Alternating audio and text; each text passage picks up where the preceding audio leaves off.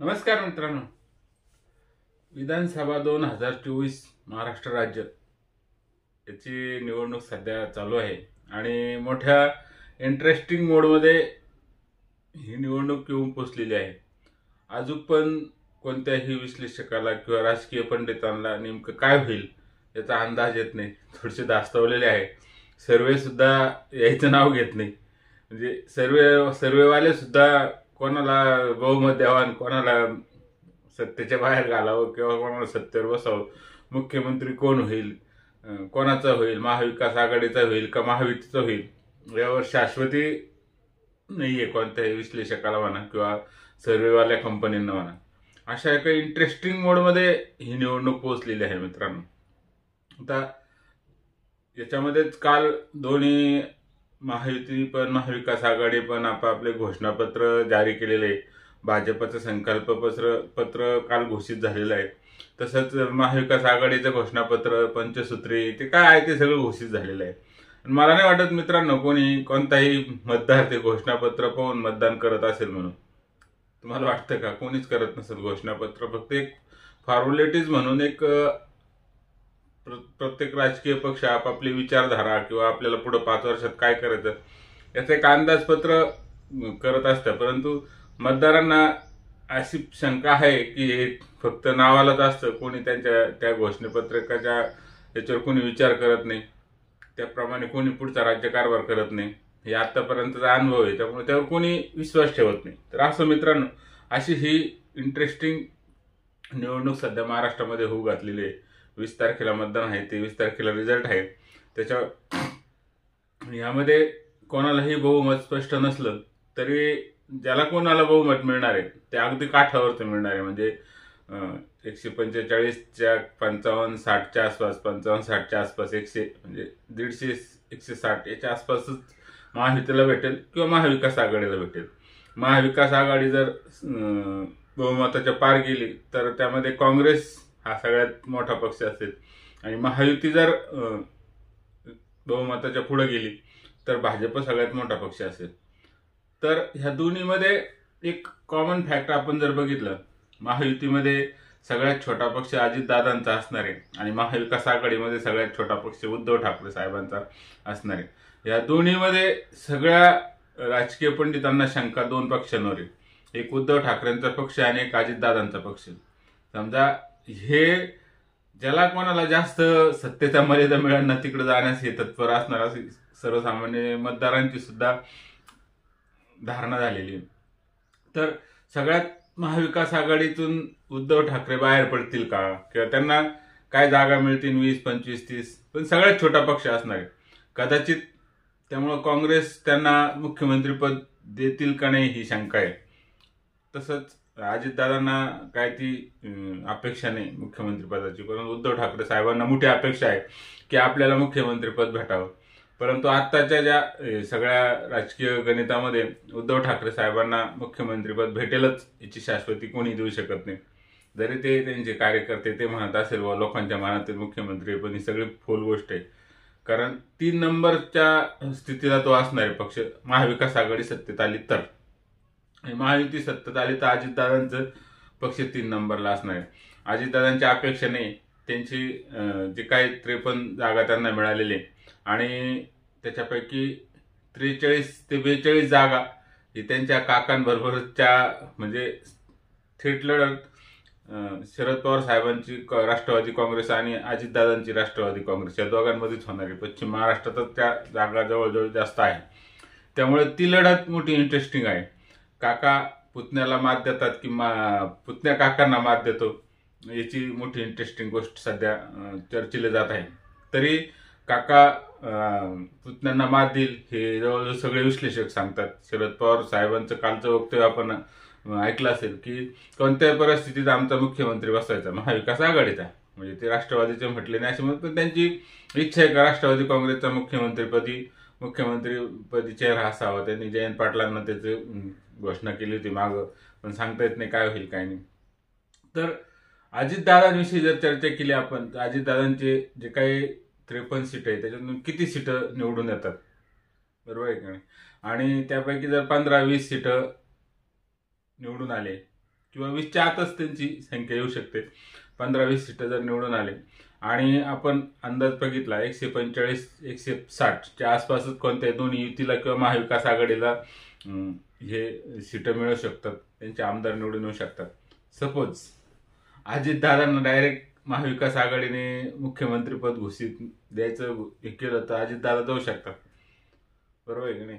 म्हणजे हे कारण काय आहे, त्यांच्यावर का शंका घेतली जाते मित्रांनो. कालचं एक वक्तव्य ऐकण्यात आलं अजितदादांना की जे काही अजितदादांचे उमेदवार उभे आहेत तिथं ते भाजपच्या कोणत्याही स्टार कॅम्पेनरची सभा घेणार नाही, म्हणजे पंतप्रधान मोदींची सभा असणार नाही. उत्तर प्रदेशचे मुख्यमंत्री योगी आदित्यनाथ यांची सभा असणार नाही.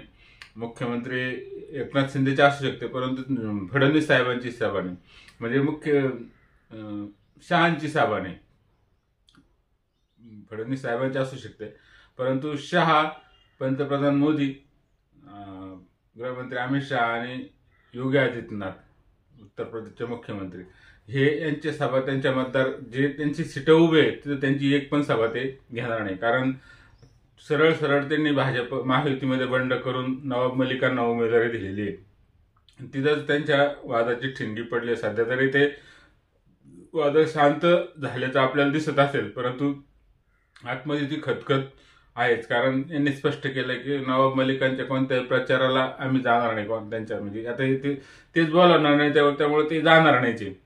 म्हणजे ही जी वादाची ठिणगी कदाचित मोठा वनवा घेऊ शकतो काय अशी शंका येते. कारण नवाब मलिकांना उभं केलं, त्यांच्या जागेवरती अबू आझमी उभे माझ्या मते त्यांच्या विरुद्ध. म्हणजे मुस्लिम बहुल मतदारसंघ आहे तो आणि त्याच्यामध्ये अबू आझमींना पाडण्यासाठी त्यांचं एक आमदार कमी करण्यासाठी कदाचित नवाब मलिकांना उमेदवार येईल अशी शंका काही विश्लेषक सांगतात. परंतु मला वाटत नाही मित्रांनो. पण नवाब मलिक जर निवडून आले तर अजितदादा त्यांना मंत्रिमंडळात भाजप स्थान देऊ शकणार नाही किंवा काय 15-20-25 जागाचे जे काही कमी जास्त होणार आहे बहुमतासाठी त्यावेळेस अजितदादा पवार अख्खा गट घेऊन जर महाविकास आघाडीत गेले आणि अजितदादांना मुख्यमंत्री पदाची ऑफर मिळाली किंवा चांगल्या पदांची अपेक्षा मिळाली तर ते जाऊ शकतात. म्हणून सगळ्यात जास्त अविश्वास सध्याच्या याच्यामध्ये अजितदादांवर दाखवला जातो महायुतीकडून पण. आणि मोठी शंका उपस्थित झालेली की भाजप आणि एकनाथ शिंदे साहेब यांनी अजितदादा पवारांना आपल्या महायुतीमध्ये का घेतलं. कारण त्यांच्यावर भाजपाचा पण विश्वास तेवढा आहे म्हणावा असं वाटत नाही तरी ते जरी सांगत असले तरी. आणि योगी कालच्या जे प्रेस कॉन्फरन्स झाली अमित शहा साहेबांची त्याच्यामध्ये त्यांनी सांगितलं की तिन्ही पक्ष एकत्र मिळून आमचा मुख्यमंत्री पदाचा चेहरा घोषित केला जाणार आहे. सध्या तरी एकनाथ शिंदेच्या नेतृत्वाखाली ही निवडणूक लढवली जाते परंतु चेहरा आमचा निवडणुकीनंतर जे काही पक्ष कोणाची सीटं कोणाचे आमदार जास्त निवडून जातात त्याच्यावर होणार आहे. परंतु उद्धव ठाकरे साहेब आणि अजितदादा पवार ह्या दोन चेहऱ्यावर सध्या सगळ्या प्रसार माध्यमांच्या मध्ये जे विश्लेषक आहे ते शंका घेतात. उद्धव ठाकरे साहेबांना सुद्धा कदाचित मुख्यमंत्रीपद जर ऑफर केली महायुतीनं ते इकडे येऊ शकतात असं राजकीय विश्लेषकांचं मत आहे. आणि कदाचित अजितदादांना चांगल्या मंत्रिपदाची म्हणा किंवा मुख्यमंत्रीपद त्यांना देतील का नाही ती शंका आहे. कारण शरद पवार साहेब त्याला प्रचंड विरोध करतील परंतु काही सांगता येत नाही पुढं काय होईल. असं म्हणतात की आज त्यांच्या काकांनीच म्हणजे माननीय शरद पवार साहेबांनीच त्यांना युतीकडे पाठवलं असे विश्लेषक सांगतात. काय माहित नाही काय. त्यामुळं ही जी काही निवडणूक होऊ घातलेली प्रचंड गोंधळाची सध्या परिस्थिती आहे. कोणी कोणावर विश्वास ठेवायला तयार नाही. तेव्हा मतदारांनी कोणावर विश्वास ठेवा. तरी प्रत्येक मतदारांनी आपल्या सत्सविवेक बुद्धीला जागृत ठेवून आपलं भविष्य आपल्या राज्याचं भविष्य देशाचं भविष्य बघून आपण जास्तीत जास्त संख्येने मतदान करावं आणि योग्य त्या उमेदवाराला मतदान करावं. आपल्या भागाचा विकास करणारा किंवा देशाचा विकास करणारा त्याचं व्हिजन काय आहे फक्त आपलं घराण्यात त्याचं व्हिजन आहे काय हे पण मतदारांनी बघावं. परंतु आता या सगळ्या गोष्टी गौण झालेल्या आहे. जे कोणी साम दाम दंड भेद पैसा अडका काय असेल संघटना या सगळ्यावर निवडणुका लढवत असतात. निवडणूक लढवण्याची यंत्रणा वेगळी आहे. जरी पक्ष हे असेल तर ते फक्त नावाला असतं परंतु प्रत्येक आमदाराचं एक स्वतःचा होल्ड प्रत्येक मतदारसंघामध्ये झालेला आहे आणि त्यामुळं तो मतदारसंघ आपल्या हातातून जाऊ नये म्हणून ती प्रत्येक गोष्ट करण्यासाठी प्रत्येक आमदार तयार असतो. त्यामुळंच आज जे काही प्रचंड आपण काय म्हणू अपक्ष उमेदवार उभे राहिलेले किंवा सगळ्या पक्षांमध्ये फाटाफूट झालेली, बंडखोरी झालेली, काही बंडोबा शांत झाले तर काही काही आपले पुढच्या भविष्यासाठी उभे राहिलेले. तर अशी ही सगळी एक मोठी गोंधळाची परिस्थिती आजच्या निवडणुकीमध्ये झालेली आहे. दोफाड पूर्ण याच्यामध्ये झालेले. तीन महायुती, 3 महाविकास आघाडी आणि चौथी पण वंचित आघाडी, बच्चू कडू किंवा राजे यांचं जे पक्ष तिसरी आघाडी होऊ घातलेली, त्यांचं पण अनेक ठिकाणी उमेदवार उभे राहिलेले.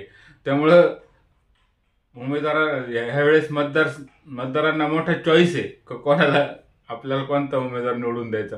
अपक्षांचं तर मोठा सुकाळ आहे. तर अशी ही एक मोठी संभ्रमावस्थामध्ये असलेली ही निवडणूक आणि अनेक वैशिष्ट्यांनी परिपूर्ण असलेली 2024 विधानसभा निवडणूक आहे. यामध्ये सगळ्यात संशयित 2 चेहरे आजच्या स्थितीला जे विश्लेषक सांगतात त्याच्यावरून एक अजितदादांचा चेहरा आणि उद्धव ठाकरे साहेबांचा चेहरा आहे. ते कधी पलटी मारतील हे सांगता येत नाही. त्यामुळं मतदारांनी जागृत राहायचं आणि योग्य त्या उमेदवाराला मतदान करायचं आणि 100% मतदान करायचं, एवढंच आपण ध्यानात ठेवू. मित्रांनो, विषय जर आवडला तर चॅनल सबस्क्राईब करा, लाईक करा आणि व्हिडिओ पाहिल्याबद्दल धन्यवाद.